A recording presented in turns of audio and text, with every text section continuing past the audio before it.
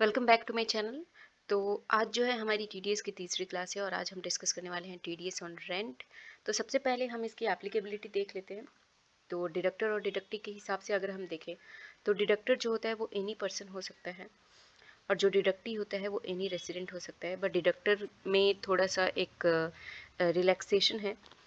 अगर आप एक ऐसे पर्सन हैं, अगर आप इंडिविजुअल है या एचयूएफ हैं और अगर आप बिजनेस कर रहे हैं और आपका जो टर्नओवर है 1 करोड़ से लेस है, या फिर अगर आप इंडिविजुअल या एचयूएफ हैं और अगर आप प्रोफेशन में हैं, अगर आपकी रिसीट जो है, ग्रॉस रिसीट जो है वो 50 लाख से कम है, तो फिर आपको टीडीएस डिडक्ट करने की ज़रूरत नहीं है 194I में। तो सिचुएशन के अलावा सारी सिचुएशन पे जो है हमारा टीडीएस डिडक्ट होता है। तो अब हम बात कर लेते हैं रेट ऑफ टीडीएस की। तो रेट ऑफ टीडीएस जो है वो अगर प्लांट एंड मशीनरी है, जैसे मैं एक एग्जांपल ले लेती हूँ, आई एम एन इंडिविजुअल और मान लो एबीसी एक कंपनी है और मेरे पास एक प्लांट एंड मशीनरी है। तो अगर मैं प्लांट एंड मशीनरी या कोई इक्विपमेंट अगर रेंट पे देती हूँ तो रेट ऑफ टीडीएस कितना होगा, 2% होगा। और अदरवाइज केसेस में, अदर रेंटल पेमेंट में, आप जो भी सिचुएशन बनाओ, रेट ऑफ टीडीएस कितना होगा, 10% होगा। अब टाइम ऑफ डिडक्शन की बात करते हैं तो टाइम ऑफ डिडक्शन जो होता है वो विच वर इज अर्लियर का कंसेप्ट लगता है। ये मैंने आपको बहुत बार बताया हुआ है कि विच वर इज अर्लियर का कंसेप्ट लगता है। तो यहाँ पे भी सेम वही होगा, पेमेंट और credit which were is earlier का कंसेप्ट लगेगा। थ्रेशोल्ड लिमिट पे आते हैं, यहाँ थोड़ी हम जल्दी जल्दी रिवीजन करेंगे। थ्रेशोल्ड लिमिट की बात करते हैं तो अगर इन ए पर्टिकुलर ईयर अगर रेंटल पेमेंट जो है 2,40,000 से कम है तो फिर आपका टीडीएस जो है डिडक्ट नहीं होगा। अदरवाइज जो है आपका टीडीएस डिडक्ट होगा। अगर 2,40,000 अप टू 2,40,000 है तो आपके ऊपर टीडीएस की लायबिलिटी, टीडीएस डिडक्ट करने की लायबिलिटी डिडक्टर के ऊपर नहीं आएगी, अदरवाइज टीडीएस डिडक्ट होगा। अब रेंट की बात करते हैं, मीनिंग ऑफ रेंट इसमें दिया हुआ है। Rent means any payment by whatever name called under any lease, sublease, tenancy और एनी अदर एग्रीमेंट और arrangement for the use of, किस चीज के यूज के लिए, लैंड के लिए, बिल्डिंग के लिए। और बिल्डिंग मतलब फैक्ट्री बिल्डिंग भी होता है। लैंड अपॉर्टिनेट टू अ बिल्डिंग मतलब कि एक एग्जांपल लेते हो इसका, जैसे कि पार्किंग एरिया जो होता है वो लैंड अपॉर्टिनेट टू बिल्डिंग होता है, तो उसको भी अगर आप रेंट पे दे रहे हो तो still that will be covered under the definition of rent और टीडीएस डिडक्ट होगा। Machinery, plant, equipment, furniture and fittings whether or not any or all of the above are owned by the pay। अब ये पांचवा point जो है, whether applicability of TDS provision under section 194I on payment made by the customer on account of cooling charges to the cold storage owner. देखो मैं आपको इसको, एक सीबीडीटी का सर्कुलर है जो इस चीज को बताता है। जब भी टीडीएस डिडक्ट करने की बात आती है तो हम एक चीज नोटिस करते हैं कि जैसे आप कोई घर लेते हो, घर पे कोई मकान किराए पे लेते हो और वहां पे आप रहते हो, तो उस मकान को आपको यूज करने के लिए, उस हाउस को आपको यूज करने के लिए, उस रेंटल हाउस के लिए आपको यूज करने की पूरी आजादी होती है। आप चाहे 1 लोग रहो या 2 लोग रहो या 4 लोग रहो। The amount of rent does not depend generally, I mean I have not seen any case with the amount of rent except PG. मैं बोल रही हूँ पीजी की बात नहीं कर रही हूँ, मैं रेंट की बात कर रही हूँ। अगर आप रेंटल किसी हाउस को लेते हो तो the amount of rent does not depend on the number of person, it depend कि वो किस लोकेलिटी में है और कैसे बिल्डिंग है, इस बात पे डिपेंड करता है। So the same things here also. जो कोल्ड स्टोरेज होते हैं, जो पेमेंट जाती है कोल्ड स्टोरेज को, फार्मर्स जो अपने फूड्स को, मतलब जो अपने वेजिटेबल्स या फ्रूट को प्रिजर्व करने के लिए चार्जेस देते हैं। तो कोल्ड स्टोरेज का जो मेन फंक्शन होता है वो क्या होता है कि प्रिजर्व कर सके। उनका कुछ मैकेनिकल प्रोसेस होता है, उस मैकेनिकल प्रोसेस से उनका क्या होता है, जो भी वहाँ पे जो लोग अपना गुड्स रखते हैं वो उन गुड्स को प्रिजर्व करते हैं उस एक पर्टिकुलर स्टेट में। तो जो पेमेंट मिल रही है, देखो यहाँ पे क्या लिखा है, the customer is also, customer मतलब मान लो कि कोई फार्मर है तो not given any right to use any demarcated space या प्लेस और the machinery of the cold store. मतलब कि उस कोल्ड स्टोर की किसी जगह को नहीं दिया गया है कि लो भाई तुम ये जगह है और तुम इसे अपने तरीके से यूज करना। नहीं, जो चार्जेस दिए जा रहे हैं वो चार्जेस सिर्फ इसलिए दिए जा रहे हैं कि आप जो है, जो मैकेनिकल वहां पे प्रोसेस हो रही है उस प्रोसेस से उसका सामान जो है वो सेफ है, इसलिए दिए जा रहे हैं। तो ये 194I के परव्यू से तो आउट है, ठीक है। बट यहाँ पे एक चीज और बोला गया कि यहाँ पे 194C लग जाएगा, क्योंकि जो अरेंजमेंट होता है कस्टमर और कोल्ड स्टोरेज ओनर के बीच, वो as a contract basically nature जो होता है, कॉन्ट्रैक्चुअल इन नेचर होता है, कॉन्ट्रैक्चुअल इन नेचर यहाँ पे लिखा है, तो 194C के प्रोविजन लग जाएंगे। सो ये आपका केस हो गया। आते हैं आपके नेक्स्ट सेक्शन पे। See I am about to repeat one thing, जो कि मैं अपने हर क्लास में रिपीट करती हूँ. इफ़ यू आर क्यूरियस कि ये कौन सा नोट्स है, तो दिस इज इंस्टीट्यूट का study mate. And never never in your life depend on the revisionary classes completely. Revisionary classes इसलिए होते हैं ताकि आप चीज़ों को एक छोटे से टाइम में आप चीज़ों को समझ सको, याद कर सको कि अच्छा इसमें ये कोल्ड स्टोरेज वाले में लिखा क्या था. बट आप ये आपके दिमाग में बैठ नहीं सकता है, या फिर अगर ये बैठ गया तो जरूरी नहीं कि ये 3 घंटे में मैं जितना भी पढ़ाने वाली हूँ वो सब आपके दिमाग में बैठ जाएगा. To keep things in your mind you have to do self study. So always give emphasis on your self study. जो पढ़ने की जो स्पीड है, जब आप सेल्फ स्टडी करने बैठते हो एक बार रिविजनरी क्लास लेकर के, तो फिर आपका वो स्पीड बढ़ जाता है. सिर्फ ये चीज़ होती है, आपको वो चीज़ रिकॉल नहीं करनी पड़ती है कि इसमें क्या था, आपको याद हो जाता है तुरंत से कि अच्छा कोल्ड स्टोरेज का ये पॉइंट था. And then the speed you know the pace becomes faster, much faster. तो ये होता है, आप हमेशा जो है किसी भी टीचर से क्लास ले रहे हो, रिविजनरी क्लास को इसी पर्पज से देखिए. और ये बुक जो है, ये जो आप बुक यहाँ पे नोट्स दिख रहे हैं, ये नोट्स जो है ये इंस्टीट्यूट का स्टडी मेट है. आप किसी भी टीचर को रेफर कर रहे हो, डज नॉट मैटर. आपको सिर्फ ये ध्यान रखना है कि ये जो प्रोविजन पढ़ाया जा रहा है इसमें क्या लिखा हुआ है, और ये आपने अपने दिमाग में डाल लिया. The next thing you have to do, अगले दिन जाके, उसी दिन नहीं. जो हमारा नेक्स्ट पॉइंट है वो हमारा है पैसेंजर सर्विस फीस. अब ये पैसेंजर सर्विस फीस क्या होती है? By an airline to an airport operator. Generally क्या होता है, एयरलाइन जो है जैसे कि स्पाइस जेट या फिर इंडिगो, ये एयरपोर्ट ऑपरेटर को जो है कुछ पैसेंजर सर्विस फीस देती है. तो ये क्या होता है, अब एओ क्या कहता है, वो बोलता है अपने सर्कुलर में, ये सर्कुलर है 21/2017 डेटेड 12 जून 2017. इस सर्कुलर में सीबीडीटी ने ये कहा कि ये जो फीस दी जा रही है, जब भी यहाँ से मैं आपको थोड़ा सा पढ़ती हूँ. TDS under Section 194I, the Bombay High Court relied on the Apex Court ruling in Japan Airline and Singapore Airline. मतलब केस गया बॉम्बे हाई कोर्ट में, तो बॉम्बे हाई कोर्ट ने एक रूलिंग को रेफर किया जापान एयरलाइन और सिंगापुर एयरलाइन को, where in it was about observe apex. मैं आपको ये बताना भूल गई थी, एपेक्स कोर्ट मतलब सुप्रीम कोर्ट. तो जहाँ पे ये ऑब्जर्व किया गया, अब आते हैं अपने पॉइंट पे, वेयर इट वॉज ऑब्जर्व. यहाँ पे ये ऑब्जर्व किया गया कि प्राइमरी जो रिक्वायरमेंट होती है to qualify as rent is that the payment must be for the use of land and building and mere incidental minor insignificant use of the same while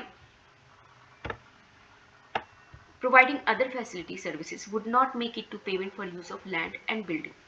तो पहले आप इस चीज को समझिए, जो रेंट के 194I में अगर आप लैंड एंड बिल्डिंग पे रेंट लगा रहे हैं, तो जो मेजर जो चीज है, प्राइमरी जो चीज है जो फुलफिल होनी चाहिए, कि वो उस लैंड एंड बिल्डिंग का जो पर्सन जो है, जो डिडक्टी जो है वो यूज कर रहा हो. बट वो यूज नहीं कर रहा, सपोज करो कि वो कुछ ऐसे चार्जेस दे रहा हो जिसमें लैंड और बिल्डिंग का तो बिल्कुल नेग्लिजिबल यूज है, उसके पास जो राइट है उस लैंड और बिल्डिंग की यूज करने की, वो नेग्लिजिबल है. बट वो जो पैसे दे रहा है वो किसी और सर्विस के लिए दे रहा है, मतलब कि उस लैंड और बिल्डिंग पे उसको कुछ ऐसी सर्विस प्रोवाइड की जा रही है. और सिंस उस लैंड एंड बिल्डिंग पे सर्विस प्रोवाइड की जा रही है, तो एओ वाज ऑफ द व्यू कि इस लैंड और बिल्डिंग के लिए ये चार्जेस मिल रहे हैं. बट जब केस को और एनालाइज किया गया तो ये देखा गया कि नहीं भाई, ये जो चार्ज, ये जो पेमेंट हो रहा है, वो पेमेंट हो रहा है जो वहाँ पे सर्विस प्रोवाइड की जा रही है उसके लिए. तो जो ये सर्विस प्रोवाइड की जा रही है उसके लिए जब ये चार्ज हो रहा है, तो ये जो चार्ज है वो 194I को अट्रैक्ट नहीं करता है. ठीक है, तो इसलिए बॉम्बे हाई कोर्ट ने कहा decline to admit the ground relating to applicability of the provision of section 194I on PSF charges, holding that no substantial question law arise.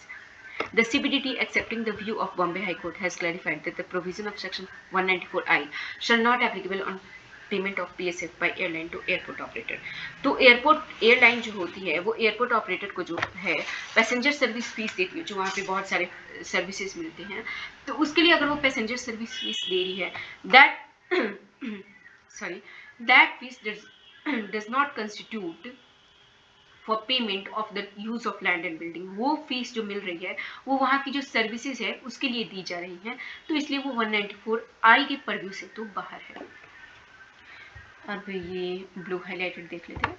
The issue as to whether the charges fixed by the Airport Authority of India for landing and parking facility for the aircraft are for the use of land by the airline company came up before the Supreme Court in Japan airlines company limited versus CIT versus Singapore airline limited.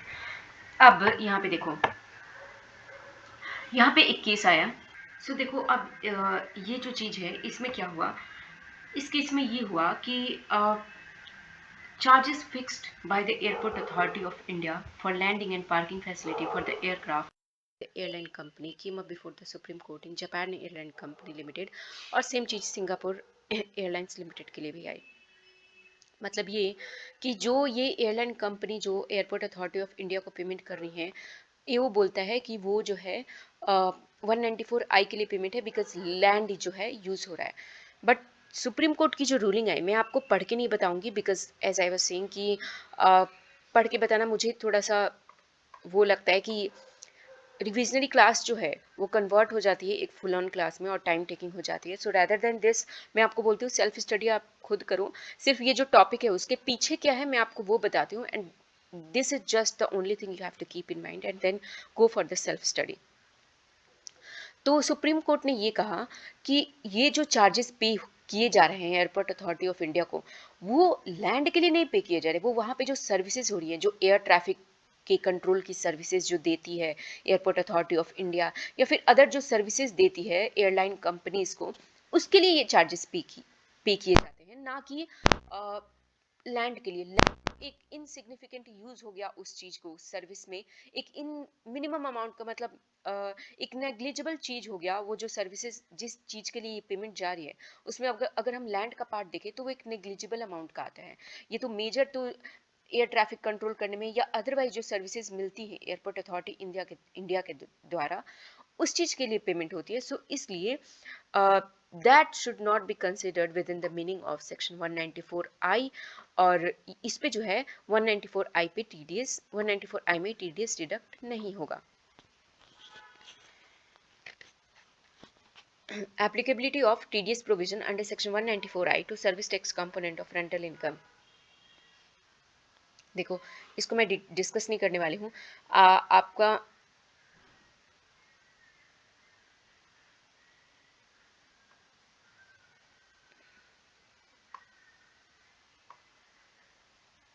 जो service tax या फिर GST का जो यहाँ पे देखो, यहाँ पे जीएसटी का भी है, जो सर्विस टैक्स और जीएसटी का अमाउंट जो होता है उस दोनों को एक्सक्लूड करके जो होता है हम टीडीएस डिडक्ट करते हैं, उस दोनों को इंक्लूड नहीं करते हैं। ये तो बहुत बेसिक सी चीज़ है, आपने अब तक तो प्रैक्टिकल ही करके ये सब आपको समझ में आ गया होगा कि हाँ भाई हम जीएसटी और सर्विस टैक्स के अमाउंट पे जो है टीडीएस डिडक्ट नहीं करते हैं। नेक्स्ट पॉइंट है हमारा clarification on applicability of TDS provision under section 194I on lump sum lease premium paid for acquisition of long term lease. The issue of whether or not TDS under section 194I is applicable on lump sum lease premium or one-time upfront lease charges paid by an SSC for acquiring long-term leasehold right or for land or any other property has been examined by CBDT. CBDT has wide circular clarified that lump sum lease premium or one-time upfront lease charges which are not adjustable against periodic rent paid or payable for acquisition of long-term leasehold right over the land or any other property are not payment in the nature of rent within the meaning of 194I, not liable for TDS under section 194I. देखो यहाँ पे ये बोलता है कि जो lump sum lease premium paid हो जाता है या फिर अदरवाइज बोले उसको, तो जो one time upfront lease charges जो पेज होते हैं जो कि एडजस्टेबल नहीं है पीरियोडिक रेंट में, मतलब ऐसा नहीं है कि आप एक बार में पे किया और आपको जो है एडजस्ट किया जाएगा ये पीरियोडिक रेंट में, तो ये 194I के परव्यू से बाहर है और इस पे 194I में टीडीएस डिडक्ट नहीं होगा। अब यहाँ पे ये क्वेश्चन है वो आपको खुद ही देखना है। ओके हम अपने नेक्स्ट सेक्शन पे आ जाते हैं 194IA immovable property other than agricultural land. Applicability की बात करें अगर हम इसमें तो एक बार देख लेते हैं। अब इमूवेबल प्रॉपर्टी की जो बात करते हैं हम, तो इसमें अगर डिडक्टर और डिडक्टी के हिसाब से देखें तो डिडक्टर कोई भी परचेजर हो सकता है और डिडक्टी कोई भी सेलर जो है वो अगर रेसिडेंट है तो वो हो सकता है। मतलब कि यहाँ पे एक चीज़ क्लैरिफाई कर देती हूँ कि रेसिडेंट की बात कही गई है, मतलब कि अगर इंडिया का ही कोई लैंड अगर कोई नॉन रेसिडेंट बेचता है तो उस पर टीडीएस डिडक्ट नहीं होगा, क्योंकि साफ साफ बोल रहा है कि deductee should be any seller being resident. तो मतलब कि अगर कोई नॉन रेसिडेंट है जो कि अगर इंडिया का कोई लैंड बेच रहा है तो वो क्या होगा, वहाँ पे 195 में टीडीएस डिडक्ट होगा, 194 IA में टीडीएस डिडक्ट नहीं होगा, बिकॉज 195 जो है सेक्शन स्पेसिफिकली फॉर एनआर के लिए ही बना है। तो आगे देख लेते हैं। Agricultural land for the purpose of this section means rural agricultural land, in other words transfer of urban agricultural land will attract 194 IA if the consideration is 50 lakh और मोर। यहाँ से दो चीजें निकल के आ रही हैं। एक तो आपका ये बोल रहा है कि एप्लीकेबिलिटी में सबसे पहले ये बोल रहा है कि 194 IA में जो है अगर रूरल एग्रीकल्चर लैंड है, और रूरल एग्रीकल्चर लैंड को जो है हमने पढ़ रखा है कैपिटल गेन के डिफिनेशन में कि अगर कोई रूरल एग्रीकल्चर लैंड होता है तो उस पर टीडीएस डिडक्ट नहीं होता है, बट अगर और अर्बन होगा तो उस पर टीडीएस डिडक्ट हो जाएगा। बट अर्बन होगा तो एक और चीज का ध्यान रखना कि जो कंसिडरेशन है that should be more than 50 lakh rupees, तो ही टीडीएस डिडक्ट होगा। मतलब दो एक्सक्लूजन आ गए, एक तो रूरल एग्रीकल्चर लैंड का एक्सक्लूजन आ गया, दूसरा लेस देन 50 लाख रुपीज या इक्वल टू 50 लाख रुपीज का जो है एक्सक्लूजन आ गया। अगर ये दो चीजें होती है तो टीडीएस डिडक्ट नहीं होगा। अब बात करते हैं टाइम ऑफ डिडक्शन की। तो at the time of credit और payment whichever is earlier का कंसेप्ट यहाँ पे भी है, तो जो भी पहले हो जाएगा उसी टाइम पे जो है आपको टीडीएस डिडक्ट करने की लायबिलिटी अराइज हो जाएगी। यहाँ पे आप देख सकते हैं time of deduction which ever is earlier. Threshold limit की बात करें अगर यहाँ पे, तो यहाँ पे 50 लाख का है, जो मैं आपको पहले ही एक्सप्लेन कर चुकी हूँ कि अगर अर्बन एग्रीकल्चर लैंड है और अगर लेस देन 50 लाख का कंसिडरेशन है तो फिर टीडीएस डिडक्ट करने की आवश्यकता नहीं है। Non applicability of TDS under section 194 IA। अब नॉन एप्लीकेबिलिटी देख लेते हैं। Since tax deduction at source for compulsory acquisition of immovable property is covered under section 194 LA, the provision of 194 IA do not get adopted in the hand of transferee in such case। अगर compulsory acquisition है तो फिर जो TDS deduction की बात होती है वो 194 LA में होती है, 194 IA वहाँ पे अट्रैक्ट नहीं होता है। No requirement to obtain TAN. वैसे आपको एक बात बता दूं, अगर आप डिडक्टर हैं तो जनरली क्या होता है आपको टैन लेना पड़ता है। आपने देखा होगा ना 26 ईयर्स में कि जो भी आपका जितना भी टीडीएस डिडक्ट हुआ रहता है वो आपकी समरी निकल के आ जाती है, और किसने आपका डिडक्ट किया है उसका नाम साथ के साथ उसका टैन नंबर, तो उसका टैन नंबर भी आता है। बट यहाँ पे बोला गया है कि सिंस ये मान लो कि अगर मैं ही हूँ, अगर मैं अगर परचेजर हूँ और कोई सेलर है, तो मुझे पैसे देने के वक्त हो सकता है, मान लो मेरे ऊपर एक ऐसा सिचुएशन अराइज हो रहा है कि मुझे पैसे देने के वक्त उसके पहले जो है टीडीएस डिडक्ट करना पड़ रहा है, तो अब मुझे सिर्फ ये एक पेमेंट के लिए सोचो टैन लेना पड़ेगा और कितनी सारी फॉर्मेलिटीज से गुजरना पड़ेगा। इसलिए गवर्नमेंट ने कहा कि भैया आप टैन मत लेना।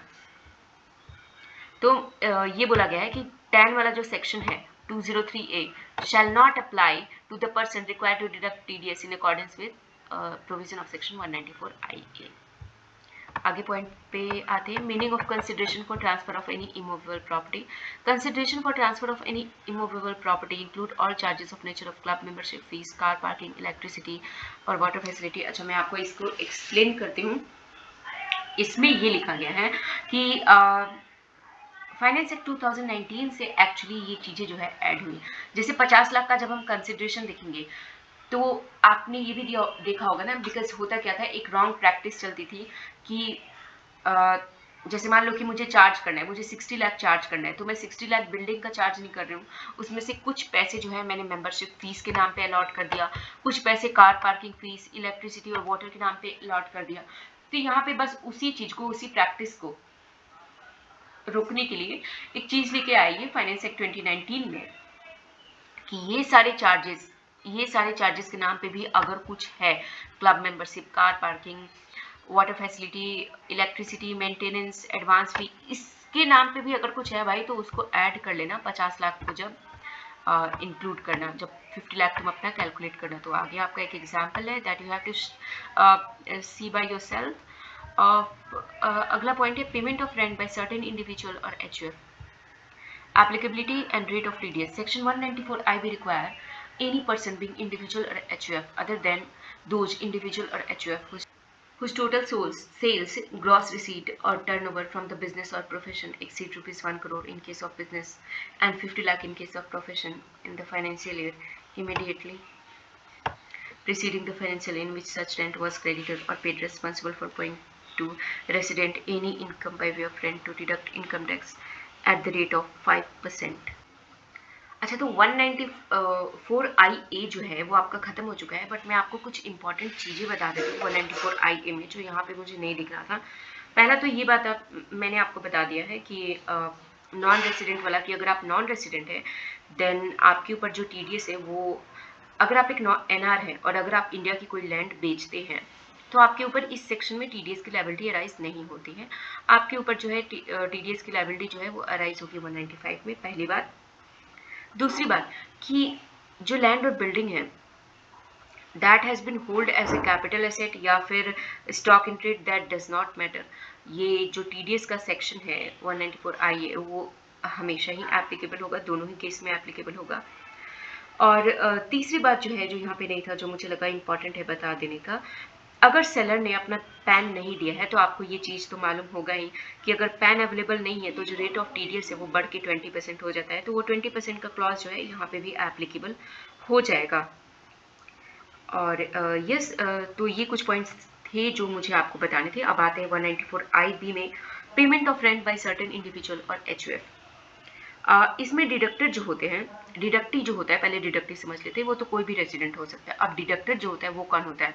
सपोज आप इंडिविजुअल या HUF हैं तो 194I तो आपके ऊपर एप्लीकेबल। मान लो आप इंडिविजुअल या HUF हैं और अगर आप बिजनेस कर रहे हो और लेस देन आपका 1 करोड़ का टर्नओवर है, या फिर अगर आप प्रोफेशन कर रहे हो और लेस देन 50 लाख की रिसीट है, तो आपके ऊपर 194I जो है वो आपके ऊपर एप्लीकेबल होगा नहीं, ठीक है। बट यहाँ पे गवर्नमेंट ने कहा कि अगर आपका रेंट जो है ईच मंथ 50,000 से ज़्यादा है, 50,000 फॉर ए मंथ अगर ज़्यादा है, और a part of month during the previous year अगर ज़्यादा है, तो फिर आपको TDS डिडक्ट करने की लायबिलिटी अराइज हो जाती है। एक स्पेशल सेक्शन लेके आ गया ताकि ट्रैक हो सके कि कौन कौन से ऐसे लोग हैं जो कि 50,000 से ज़्यादा का रेंट दे रहे हैं। आपके ऊपर जो TDS का रेट लगेगा, अगर आप ऐसे पर्सन है तो 5% का रेट लगेगा, और अगर आप 50,000 से ज़्यादा TDS फॉर ए मंथ अगर आपका रेंट का अमाउंट जो है मोर देन 50K है, तो फिर आपको TDS डिडक्ट करने की आवश्यकता है। बट ध्यान रखना, अक्सर हम ये पढ़ते आए हैं कि टाइम ऑफ डिडक्शन जो है वो विच एवर इज अर्लियर होता है, बट यहाँ पे थोड़ा सा एक क्लिक है। या तो हमने ये पढ़ा है eight the time of payment, जो मैंने आपको बताया था 192 या 192A के सेक्शन में, या फिर क्रेडिट और payment whichever is earlier का कंसेप्ट है।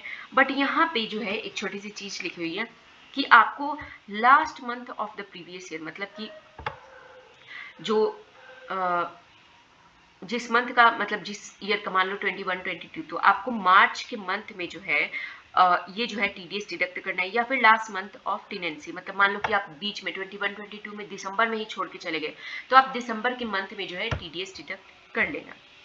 और यहाँ पे भी जो है, क्योंकि सिर्फ एक छोटी छोटी चीज़ों के लिए जहाँ पे एक कोई स्पेसिफिक रीज़न अराइज हो रहा है टैक्स डिडक्ट करने की, तो वहाँ पे जो है गवर्नमेंट आपको एक्सक्लूड कर दे रही है कि ठीक है भाई तुम 10 मत लेना, क्योंकि फिर 10 की फॉर्मेलिटीज़ में पढ़ोगे तो वो तुम्हारे लिए प्रॉब्लम हो जाएगी। तुम्हें एक ही बार TDS डिडक्ट ही करना है पूरे साल में, तो क्या 10 लोगे? तो यहाँ पे सरकार ने कहा कि ठीक है 10 मत लेना। रेंट का मतलब समझाया गया, rent means any payment by whatever name called under any lease, sub lease, tenancy और एनी अदर एग्रीमेंट और arrangement for the use of land और बिल्डिंग, या फिर बोथ के लिए।